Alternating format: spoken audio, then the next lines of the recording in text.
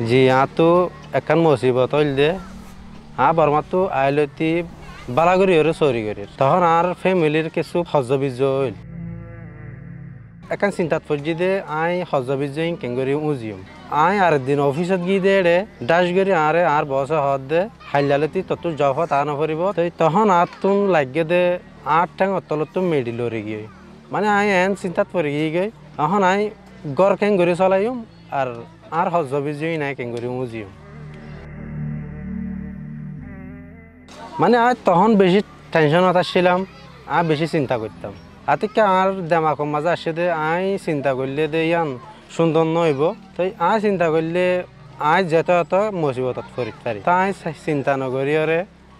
আল্লাহরে ধরে থাকিলাম আর বিচার কিনা আল্লাহরে দিতাম তো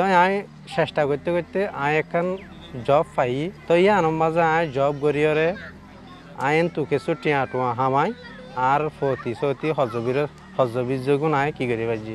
উজি ভাজি তো আর রোহিঙ্গা ভাই বইনান ধরে হয়তো মনে হত দে অনরাই যদি কিছু একটা মুসিবতত পড়লে